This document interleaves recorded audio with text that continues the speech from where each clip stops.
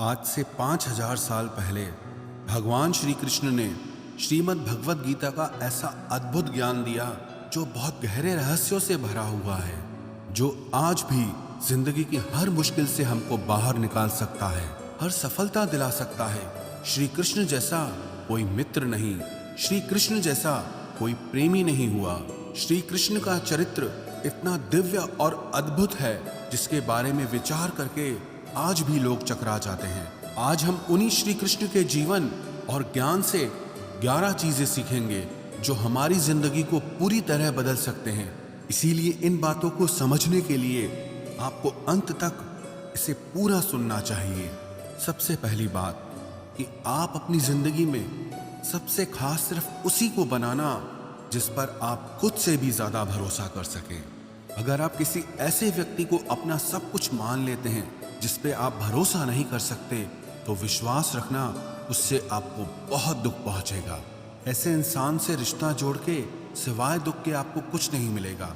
लेकिन अगर आपने अपनी जिंदगी में किसी ऐसे इंसान को सब कुछ माना है जिस पे आप खुद से भी ज्यादा भरोसा करते हो, जो आपके भरोसे के निभाने के लायक हो, सिर्फ ऐसे ही इंसान को अपनी जिंदगी में सबसे खास जगह देनी चाहिए।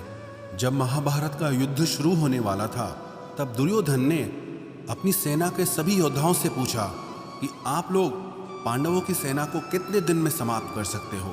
तो भीष्म पितामह ने कहा कि अगर श्री कृष्ण ना हो तो मैं सारी पांडव सेना को 1 महीने के अंदर समाप्त कर दूंगा। यही प्रश्न दुर्योधन ने द्रोणाचार्य से भी किया, कर्ण से भी किया। सबने अपना अपना समय बताया और यही विषय पांडवों की सेना में भी चल रहा था कि आप कौरवों की सेना को कितने दिन में समाप्त कर सकते हो, जिसमें भीष्म, द्रोणाचार्य और कर्ण जैसे योद्धा बैठे हों। तो अर्जुन ने कहा कि मैं पूरी कौरव सेना को भीष्म पितामह, द्रोणाचार्य और कर्ण जितने भी पृथ्वी के योद्धा हैं, मैं उन सबको क्षण भर में हरा सकता हूं, क्योंकि श्री कृष्ण मेरे साथ हैं।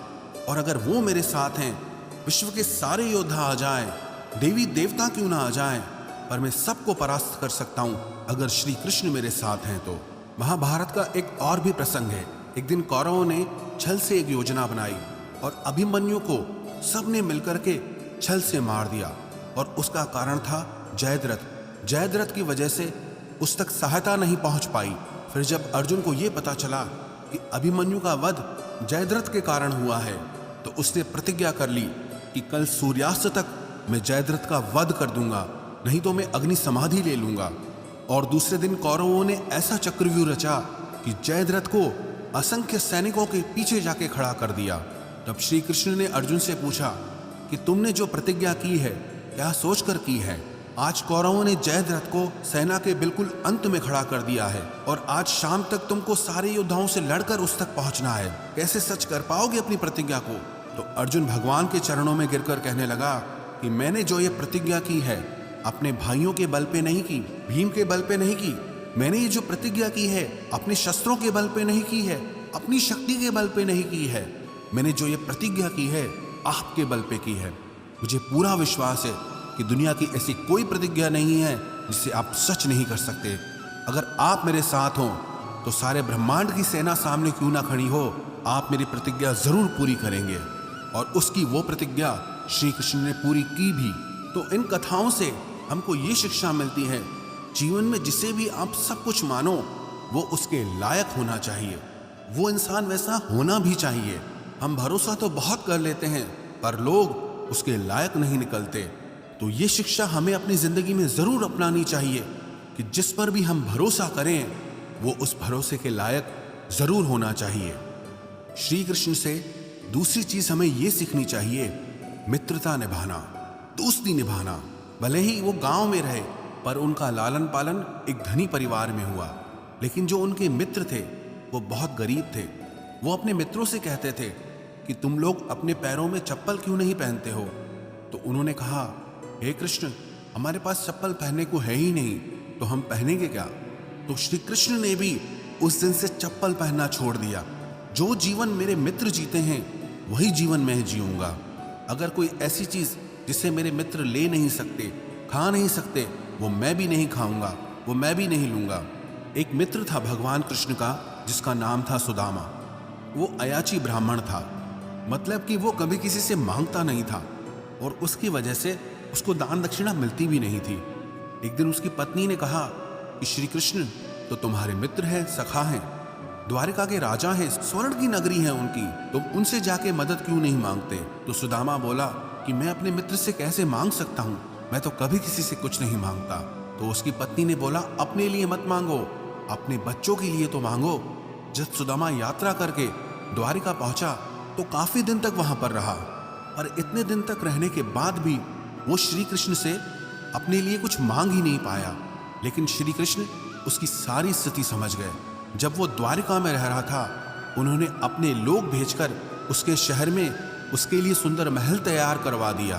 काफी दिन रहने के बाद जब सुदामा वापस गया तो वो बहुत खुश था कि मैं श्री कृष्ण से मिलकर आया हूँ, पर मन में दुख भी था कि मैं अपने लिए कुछ मांग ही न पाया। जब वो अपने घर पहुंचा तो देखा जहां उसका घर था वहां एक महल खड़ा हो गया है, दास दासियां खड़े हो गए हैं, और अपनी पत्नी को जब सोने के आभूषणों से ढका देखा तो वो हैरान हो गया। सुदामा कहने लगा कि ये सब आया कहां से? बोला ये सब आपके मित्र श्री कृष्ण ने किया है। सुदामा ने कहा मैंने तो कुछ मांगा भी नहीं, मित्र हो तो कृष्ण जैसा जो बिना मांगे ही सब कुछ दे दे। तो दोस्ती निभाना सीखना है तो श्री कृष्ण से सीखना चाहिए। और आजकल के मित्र तो ऐसे हैं, अगर कोई कुछ मांग ले तो सारे दोस्त गायब हो जाते हैं। आप कभी किसी से मांग कर देखो, जो आपको दोस्त कहते हैं सब भाग खड़े होंगे। तो दोस्ती निभाना सीखना है तो कृष्ण से सीखना चाहिए। श्री कृष्ण से तीसरी बात यह सीखनी चाहिए, प्रेम निभाना। वैसे तो उनके प्रेम के बहुत उदाहरण हैं, पर एक उदाहरण से हम समझेंगे। श्री कृष्ण द्वारिका के राजा थे, उनसे शक्तिशाली उस समय पर कोई नहीं था, उनसे धनी उस समय पे कोई नहीं था, लेकिन उन्होंने फिर भी अर्जुन का रथ चलाया। वो घोड़ों को पानी पिलाते थे, घोड़ों की सफाई करते थे। आज की भाषा में कहा जाए तो ड्राइवर का काम हो गया। जब पांडवों ने यज्ञ किया था तो वहां पर उन्होंने सारे लोगों की जूठी पत्तलें उठाई थी। वो कहते थे कि अर्जुन मेरो प्राण है और मैं अर्जुन को प्राण, अर्जुन के जीवन से जीवन हमारो है। तो प्रेम निभाना सीखना है तो श्री कृष्ण से सीखना चाहिए। श्री कृष्ण से चौथी बात ये सीखनी चाहिए कि जिंदगी की बड़ी से बड़ी मुश्किल और कठिनाई में भी खुश रहना चाहिए। श्री कृष्ण का तो जीवन जन्म से लेकर ही बहुत मुश्किल रहा। जेल के अंदर तो उनका जन्म हुआ था। पैदा होते ही कंस ने उनको मारने के लिए बहुत यत्न किए। हर पल जीवन में उन्होंने मुश्किलों का सामना किया, पर कभी उन्होंने दुख को स्वीकार नहीं किया। जीवन को पूरे आनंद से जिया, पूरी प्रसन्नता से जिया। हमारी लाइफ में थोड़ी सी प्रॉब्लम आती है तो हम हिल जाते हैं। कई बार तो कोई दुविधा होती ही नहीं, सिर्फ दुविधा आने का, दुख आने का डर होता है, चिंता होती है, उसी की वजह से हम परेशान हो जाते हैं। जिंदगी को आप कंट्रोल नहीं कर सकते, परिस्थितियों को आप कंट्रोल नहीं कर सकते, पर परिस्थिति चाहे कैसी भी हो, उसमें खुश रहना है या दुखी रहना है वो आपकी चॉइस होती है। वास्तविकता में दुख और सुख बाहर की चीज है ही नहीं, सब आपके अंदर की चीज है। तो श्री कृष्ण के चरित्र से ये बात जरूर सीखनी चाहिए कि बाहर की परिस्थितियां चाहे कैसी भी हो, लेकिन हमको अंदर से हमेशा खुश रहना चाहिए। श्री कृष्ण के चरित्र से पांचवी बात सीखने वाली ये है कि जो जैसा है उसके साथ वैसा चलो। श्री कृष्ण को भी पता था कि द्रोणाचार्य, भीष्म ये लोग धर्मात्मा लोग हैं, लेकिन वो अधर्म के पक्ष में खड़े हैं। तो अगर वो अधर्म के पक्ष में खड़े हैं तो वो भी अधर्मी हुए, और जो अधर्मी है उसका नाश जरूरी है। और उन्होंने सिर्फ षड्यंत्र किया, छल किया, तो उनको श्री कृष्ण ने भी छल से ही समाप्त किया। मर्यादा उसके सामने दिखाओ जो मर्यादा जानता हो, इज्जत उसको दो जो इज्जत को समझता हो। कई बार हम उन लोगों को इतनी ज्यादा अहमियत देते हैं, इज्जत देते हैं, कदर करते हैं, जिन्हें उसकी वैल्यू होती ही नहीं है। और कई बार जो इंसान गलत होता है हम उसको कुछ कहते ही नहीं है, चुपचाप सहते रहते हैं। कोई इंसान अगर हमसे बड़ा है या हमसे पोस्ट में बड़ा है या हमसे धर्म कर्म ज्यादा करता है, इसका मतलब ये नहीं है कि वो हमें जज करे या वो हमारे साथ गलत चले। अगर कोई आपके साथ गलत चलता है तो वहां मर्यादा काम नहीं आती है। इसलिए श्री कृष्ण के चरित्र से ये जरूर सीखना चाहिए कि जो इंसान जैसा है उसके साथ वैसा चलो। दुष्ट के साथ ज्यादा अच्छा चलोगे तो भी वो आपके साथ अच्छा नहीं चलेगा। लेकिन जो आपके साथ अच्छा है, भलाई करता है, उसके साथ आप कभी बुराई मत करो। आप भी उसके साथ हमेशा अच्छा चलो। श्री कृष्ण के चरित्र से छठी बात हमें ये सीखनी चाहिए कि कभी किसी को खोने से मत डरो। जब महाभारत का युद्ध समाप्त हो गया, तब श्री कृष्ण को लगा कि जो मेरे वंशज है, जो यादव हैं, वो इस समय पृथ्वी पे सबसे ज्यादा शक्तिशाली हैं, उन्हें कोई मार नहीं सकता। तो गांधारी के शाप को माध्यम बना के अपने ही वंश को आपस में लड़वा के खत्म कर दिया। इतनी बड़ी जो सोने की द्वारिका नगरी बनाई थी, वो पूरा महल वापस समुद्र में डूब गया। उनका सारा वंश ही खत्म हो गया और खुशी खुशी उन्होंने उसे स्वीकार किया। अपनी ब्रज भूमि से श्री कृष्ण को बहुत प्रेम था, लेकिन जब जरूरत पड़ी तो क्षण भर में उसका त्याग कर दिया। सबसे प्रेम किया, पर जब जहां त्याग की बात आई, छोड़ने की बात आई, तो उन्होंने कभी देर नहीं की। ऐसे ही जब हम चीजों से चिपक जाते हैं, किसी को खोने से डरते हैं, तब वो चीजें हमारे लिए मुसीबत बन जाती हैं। कुछ चीजों को पकड़े रहना हमें बहुत तकलीफ देता है। कुछ खोने का डर हमारी जिंदगी की खुशी छीन लेता है। जब आप किसी को खोने से डरते हैं ना, तो एक तो पक्की बात यह है कि उस चीज को खोने के चांसेस बहुत बढ़ जाते हैं। लेकिन जब आपके अंदर किसी चीज को खोने का डर खत्म हो जाता है, तब आप खुद बादशाह बन जाते हैं, फिर आपको परवाह ही नहीं रहती। इसीलिए श्री कृष्ण के चरित्र से ये बात जरूर सीखनी चाहिए कि हमें कभी भी किसी चीज को खोने से नहीं डरना चाहिए। सातवीं बात श्री कृष्ण से हमें ये सीखनी चाहिए कि आपको जो कुछ भी जिंदगी में चाहिए, उसके लिए आपको खुद मेहनत करनी होगी और कोई नहीं आने वाला आपकी भलाई करने के लिए। श्री कृष्ण ने अर्जुन से कहा, उद्धरेदात्मनात्मानम नात्मानम अवसादयेत। गीता का ये उपदेश है कि हे अर्जुन, कि तुझे अपनी भलाई खुद ही करनी होगी। अपने लिए कुछ अच्छा खुद ही करना होगा। यही इस दुनिया का कड़वा सच है। हम लोगों को अपना सहारा मान लेते हैं, उनसे उम्मीद लगा बैठते हैं कि ये हमारी मदद करेंगे, मुसीबत में काम आएंगे, मुश्किल वक्त में काम आएंगे, पर वो सच नहीं होता है। वो लोग आपके मुश्किल वक्त में कभी काम नहीं आते हैं जिनसे आप सबसे ज्यादा उम्मीद लगाते हो। इसलिए आप खुद को ही इतना मजबूत बनाओ कि आपको कभी किसी के सहारे की जरूरत ना पड़े।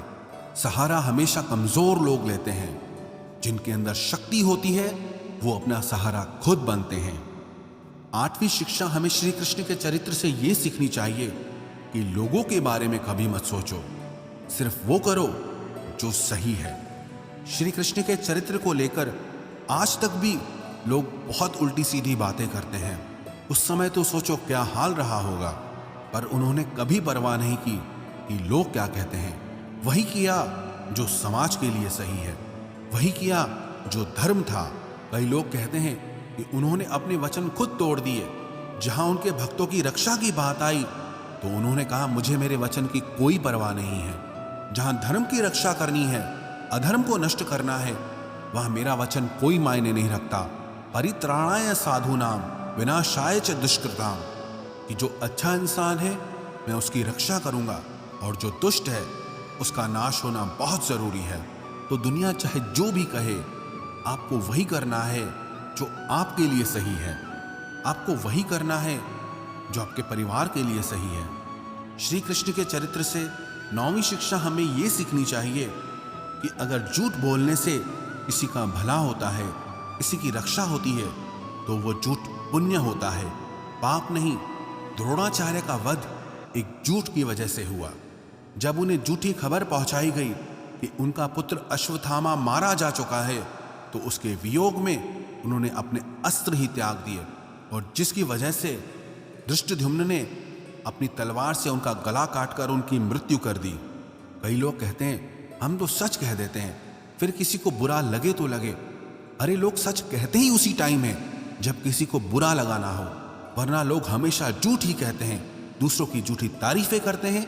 दूसरों को खुश करने के लिए लोग हमेशा झूठ ही बोलते हैं। जब किसी को चोट पहुंचानी हो ना, लोग सिर्फ तब ही सच बोलते हैं, भले किसी को कड़ा लगे, भले किसी को बुरा लगे। अरे हम तो सच ही बोलते हैं। ऐसा सच ही क्या जो किसी को दुख पहुंचाए? ऐसा सच ही किस काम का जो किसी को पीड़ा दे, जो किसी का दिल दुखाए? सच बोलने का भी एक तरीका होता है। अगर वो किसी को नहीं आता, तो वो आपका सच झूठ से भी बढ़कर पाप देता है। जो सच दूसरों को दुख पहुंचाए वो सच किसी काम का नहीं, और जो झूठ किसी की जिंदगी बचा दे, किसी की जिंदगी बना दे, वो झूठ भी सच से ज्यादा पुण्य देता है। श्री कृष्ण के चरित्र से 10वीं बात हमें ये सीखनी चाहिए कि कर्म करते रहना चाहिए। सफलता मिले या असफलता मिले, कर्म का त्याग कभी नहीं करना चाहिए। पूरी गीता का सार यही है कि कर्म करते रहो, बैठ मत जाओ कि कुछ हो नहीं रहा है। अधिकतर लोग जब जिंदगी में असफल हो जाते हैं तो कुछ करना ही छोड़ देते हैं। अगर आप कुछ करना ही छोड़ देंगे वो तो आपकी जिंदगी में कुछ भी नहीं बदलने वाला। आप अगर 10 बार हार कर भी फिर उठने की ताकत रखते हैं तो विश्वास रखना 11वीं बार में जीत आपकी ही होगी। तो अपनी असफलताओं से ना डरे, कर्म का त्याग ना करें, जीवन में हमेशा कर्म करते रहना चाहिए। और श्री कृष्ण की 11वीं बात जो सीखना बहुत जरूरी है कि जिंदगी को एक उत्सव की तरह जियो, सेलिब्रेट करना चाहिए। कभी भी सीरियस नहीं होना चाहिए लाइफ को लेकर। हमेशा श्री कृष्ण के मुख पे एक मुस्कान बनी रहती थी, हमेशा प्रसन्नता का भाव रहता था, चाहे बाहर कुछ भी हो रहा हो। इतना बड़ा महायुद्ध चल रहा है, वहां वो अपनी गीता का ज्ञान दे रहे हैं। वो बाहर क्या हो रहा है उससे हमारे भीतर कोई फर्क नहीं पड़ना चाहिए। कहते हैं ना, हम चाहे कितने भी बड़े हो जाएं, हमारे अंदर का बचपना कभी पीछे नहीं छूटना चाहिए। इसलिए लाइफ को लेकर ज्यादा सीरियस होने की जरूरत नहीं है। कुछ भी यहाँ वैसे भी परमानेंट नहीं है, कुछ भी आपके कंट्रोल में भी नहीं है। तो बेटर है कि आप अपनी मस्ती में जियो, अपने आनंद में जियो। बाकी जो होना है वो तो होता ही है, और जो नहीं होना है वो वैसे भी नहीं होगा। तो चिंता किस बात की करना। इसलिए चिंता का त्याग करके जीवन को आनंद से जीना चाहिए। जो भी व्यक्ति श्री कृष्ण के चरित्र की इन 11 बातों को अपनी जिंदगी में उतार देगा, विश्वास रखना वो जीवन की हर सफलता को हासिल करेगा, अपने मन की शांति और जीवन के आनंद को प्राप्त